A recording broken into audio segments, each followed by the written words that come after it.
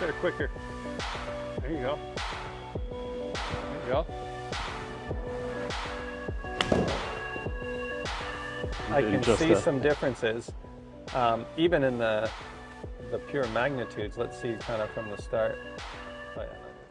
Hey guys, thanks for watching. Today we're at Cal State Fullerton because we're going to the lab of a guy who has become the #1 voice in golf instruction about the ground reaction forces that are happening in the golf swing specifically. His name is Dr. Scott Lynn, and he's talked all over the world, from Japan and France to South America and United States, obviously, about what is happening to recruit power in the golf swing, especially from the ground up. He wanted me to come to his lab today because he's discovered some new things that he has to show me, and I think it's going to mean a lot more speed for myself. We're going to test that, and for you guys as well. Let's do it. All right, so here he is. Hey, Scott. How you doing, man? So tell us what goes on here at your lab. This is the biomechanics lab. We do a whole bunch of different research down here, but I've kind of turned it into a little golf facility. So we have launch monitor, we have force plates, we have motion capture cameras. We have basically everything you'd need to know to understand the mechanics of your golf swing. We've been doing research in here since about 2008 on the golf swing, and today we're just going to look at the forces. We're not really going to fire up the motion capture cameras, but we will see what's new and improved in your golf swing. This is something new that we're going to work with today that you've brought. What is this? It's a training tool that's been around for a long time, and I've kind of repurposed it into a golf training tool. So you put those little booties on. This is a very slippery surface, and you kind of just slide back and forth. Okay, yeah. But when you hit, so as you're sliding, I always set people up to push off their trail side. So they'll put their right foot here, they'll push off their trail side and they'll slide towards this one. And what you have to do is, as soon as you hit this, you have to bounce off it and get back as quick as possible. And you'll see a lot of people that when they hit it, their hip kind of keeps going like that, and we get that kind of saggy leg just like we would see in a golf swing. Yeah, so and put that in like a golf swing context. They're very inefficient decelerators, and so we get that kind of saggy lead side, which means they're not really posting up through their lead side and getting that energy. Boom, yeah, they're getting. Yeah, and so that's kind of what kinematically you see, but I find some good athletes that can get here and still produce good forces. So it really depends on the forces, not on the look. But this trains it, because I've had some people that have had really inefficient braking mechanisms, because I think that's what's important.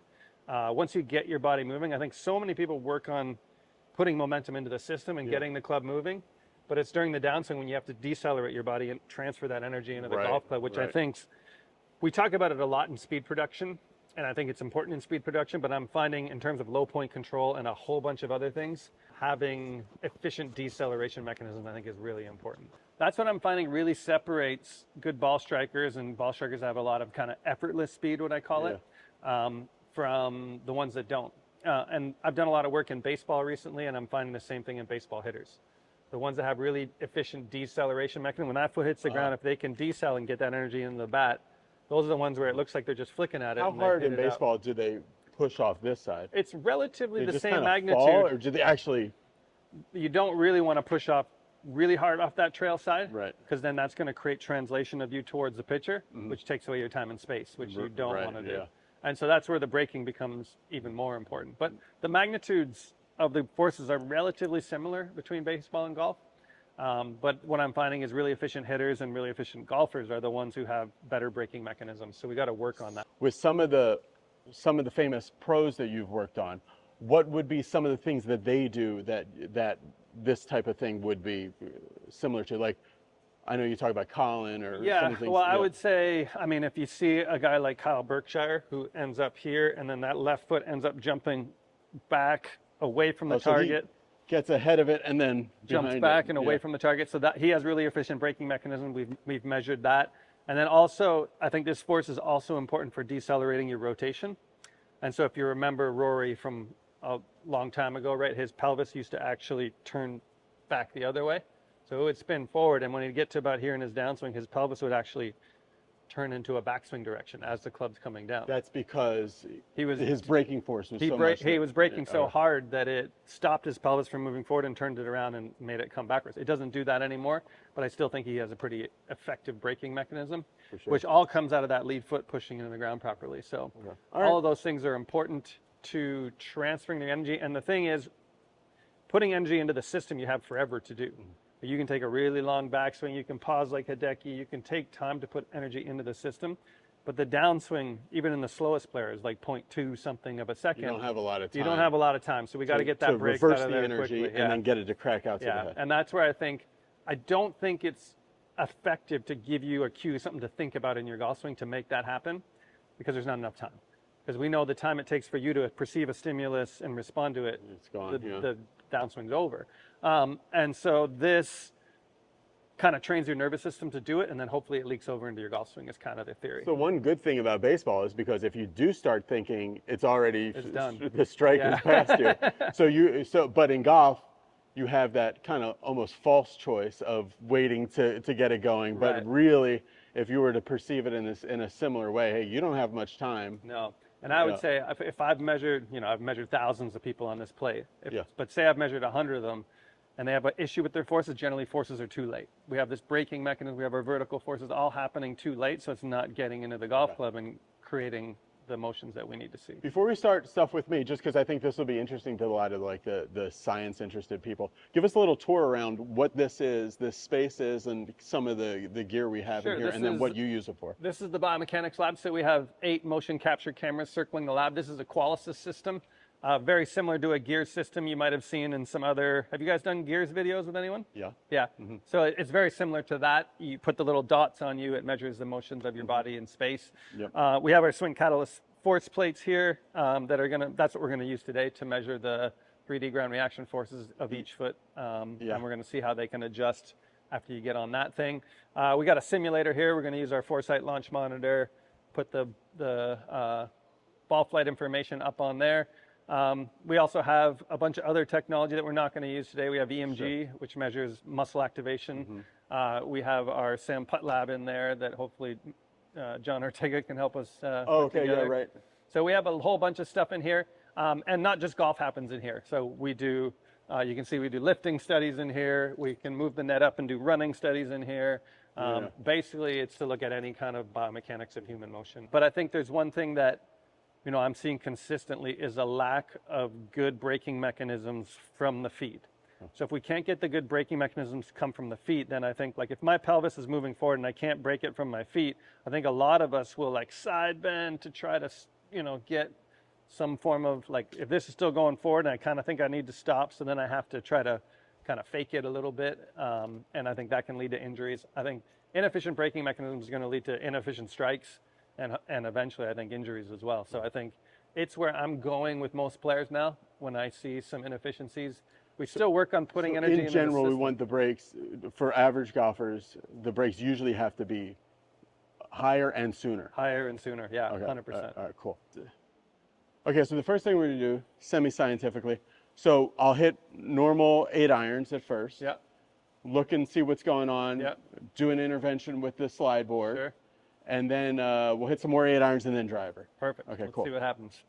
Ready to go? Cool.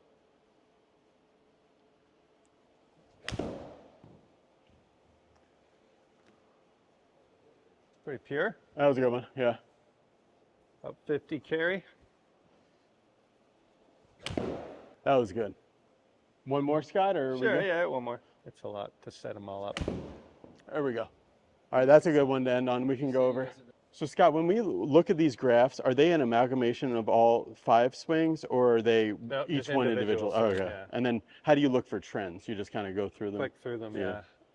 Do you find in general that people really are pretty much the same in their swing DNA, so to speak, in the ground from swing to swing, or are they as inconsistent as they hit it? Oh, okay. Yeah, I feel like good players throughout the bag have very consistent patterns in how they use the ground.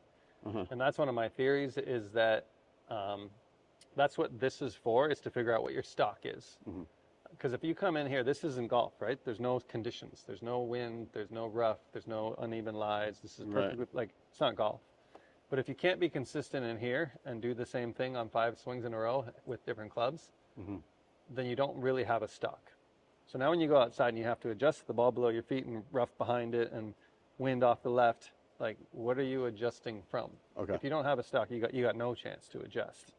And so I think that's what I'm finding is the best players throughout the bag are very consistent with how they use the ground and for their stock. Now, everybody has deviations from stock. Like if your stock is whatever it is, but you decide I'm on a wide open par 5 and I can miss it a little bit, I'm going to get more into my right, so I'm going to side bend a little bit. Sure, that's fine. That's a deviation from stock to hit a specific shot that you deem necessary in that particular case. And people can get more speed that way, sure, but I think it's important to have that.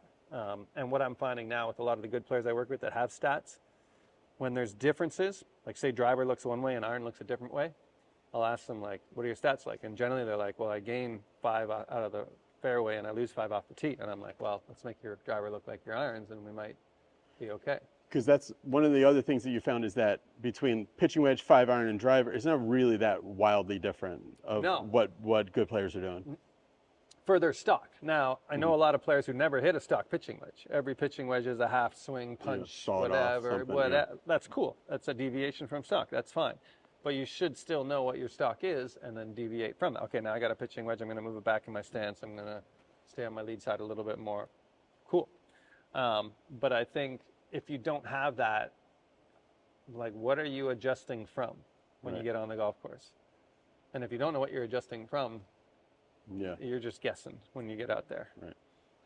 And so I think that's kind of important. So this was the first one that you had. I think the first one and the last one were my 2 best ones. Oh, it's back now. Yeah, hit a couple more. Okay. I don't know what happened there.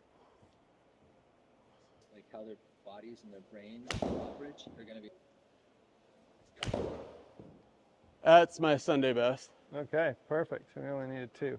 Okay, so you can see not very efficient braking here. Where are we looking? Horizontal. Your push off is good. So here's your horizontal. You can see you get tour average level push off in the horizontal. But then you can see what I like to see is where this negative peaks down here. That needs to be at the latest club parallel.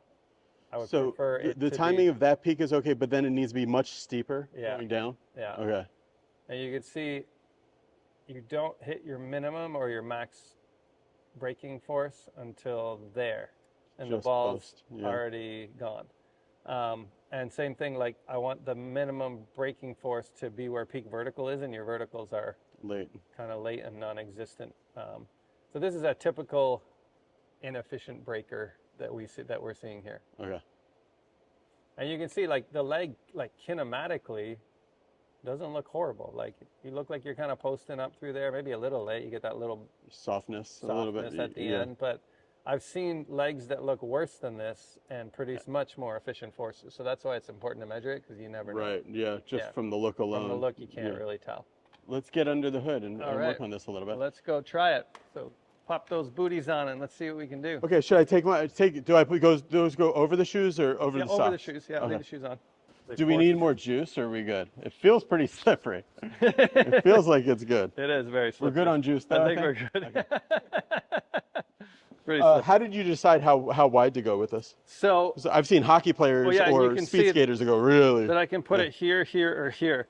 What I found is in players who are inefficient at braking, if they're sliding too far, they see that thing coming up and they reach their foot for it. So their foot hits it way out here, so they have time to brake and then go back. Okay, And so the shorter the slide, because it's not really about the slide, the shorter the slide, the less likely you are to reach your foot for it and like slow yourself down over time.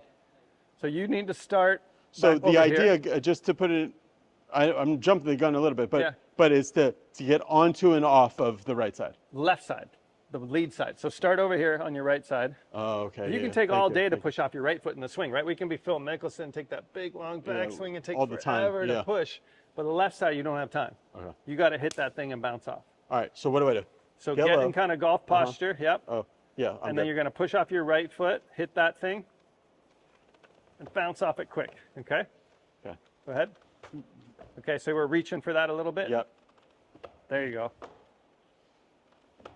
There you go. I like that it's slanted this, because if you end up going like that, you ride up it. Yeah. So you got to keep this knife edge of your foot. Yep.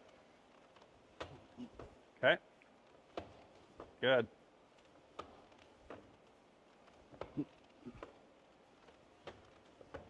Whoa. I'm good. So what I want to try to do eventually is Yeah. instrument this black thing. Yeah. So that the second your foot hits it, a timer starts going, and then when your foot leaves it, the timer stops. Yeah. And your goal is just to make that number as small as possible. Like get onto it and off of it as quick as you can. There you go.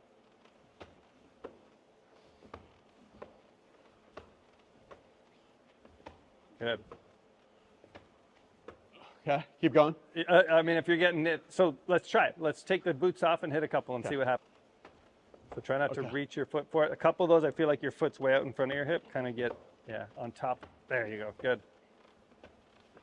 Yeah, yeah. You want to keep like your body here, not start. Yeah. Yeah. Okay.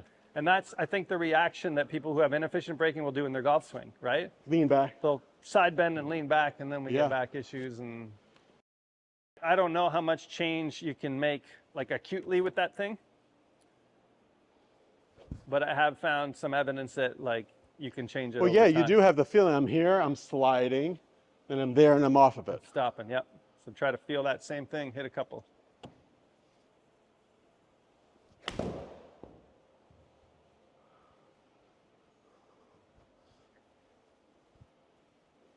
Right? Ah, crushed it. Crushed it. Furthest one yet. That is the furthest one, yeah, that's for sure. That was 91.3 on the club. It's definitely the fastest So one. that's 2 miles an hour faster than I was doing.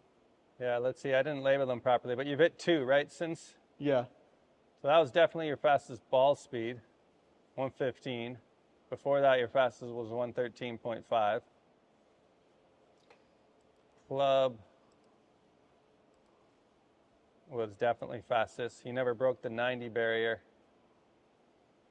Actually, your highest was 89.4 before that. Okay. The last two were higher, 91.3s. So something's happening. Yeah. Nothing. TrackMan. They're needier. Okay. So I actually think maybe the first one, but none of them were terrible. So am I getting? Is this line now steeper? It looks steeper. Oh yeah, because it used to dip all the way till past impact. Yeah, Okay, past yeah. impact. Well, impact's here now, so it's basically right at impact where you're hitting your peak. Okay, yeah, yeah. You got a weird second spike in your vertical, but it definitely changed things. That's for sure. In what way? There's your peak braking force. Is this one before? of the ones before? Okay, yeah, and the ball's already hit the net. Mm-hmm. That last one you hit with the highest club speed, we hit our peak braking force. You have so much room, though. Like, look how much room you have. Yeah, Kind more. of crazy. Basically, at impact, you're hitting Okay. your peak braking force. So we moved it definitely earlier. Okay. There's still some funkiness going on here Yeah. that I think would clean up with more time on it. But, I mean, you can't argue with some of these. So if we go here, I think we started here. No, this was the first one here. 91.3. 91.3, 90.4, 92.4. And look at Yeah. all these ones before. 80s. I mean, the highest one was 89.6 as you ramped up and got warm. And then those three. So there's definitely more efficient braking after that. But Okay. I wasn't even sure if we would see an effect with just doing it Well, for let's try 5 something that minutes you or were whatever. talking about before we even did it. Yeah, Something that might be useful for people that don't have a slide board or haven't sure. got one yet. Is because I was talking to you about, I've been doing this thing just for general health that people talk about bounding, just jumping in place for 5 minutes a day. But you were saying that there's a way to, a kind of golf way to do this without that board. Yeah, just like a lateral bound. So if you just set up there on your trail side, kind of load onto your trail side, jump to your left, hit and bounce back. Try to get your body right on top of that left foot. So your left foot's not way out in front. So I'm not doing this, okay. Well, what I want to see is basically like as you land, have your foot and your ear and your hip kind of all lined up. You're kind of, you got your left foot kind of way out here and you're kind of getting it. Okay. Naturally, if I did this like before when they do like ice skaters, Yeah. You're kind of landing like this Right. into it. Yeah. But you want to be everything to be. Yeah. There you go. Okay, I'll do this a couple more times and then we'll All right. do irons and then driver. And it should be good. Yeah, and we should have done driver before you did this, but oh well. I know what it is. Okay. We just did driver at John's place last week, where it was, my best was 163, like I texted you, ball, and I was living in about 111, Okay. 112 see for a really good one. See the forces before, but it's okay. There's a whole bunch of range of, because I went online to buy this thing when I bought it, and like, To this. yeah, there's, like I didn't even on need this Amazon one. I there's bought a the lot, longer right? one that was more expensive because I wasn't sure. I don't need it. The shorter one's fine. As far as like yards, how far across is it? I Is think that that's about 6 feet-ish. So I don't know, what is that? from here to here, 2 though? yards-ish. There's lots of options online. You can get them really cheap, these. And this was only, I forget, $200 or something, $300. Okay. Well, I'll put a link in the description for anybody thinking about this. Yeah, because you said something interesting that you went through, kind of like a little mini study without naming names, but you did a little mini study where you had a player come in here consistently over the course of 4 months or something? Yeah, like the spring season for a college golfer. So started around January, ended around April. And what did you do a couple of times a week? Just exactly what you're doing. Okay. I said just kind of do this like 2 or 3 times a week. Come in here, slide back and forth. So you start on your trail side, slide over, hit it, and bounce back. Mm-hmm. But then they had the advantage of like flip-flopping with balls too, which and then hit some shots into a net or something might be good. And then over that, we saw a significant change in the braking action and the vertical forces and how those changed. And then obviously the player got significantly better too. So awesome. Okay, so I'm going to do this a few times, really trying to keep here, more stacked and not this way. Yeah. It helps if you look at something. Yeah. Good. Get off there quicker. There you go.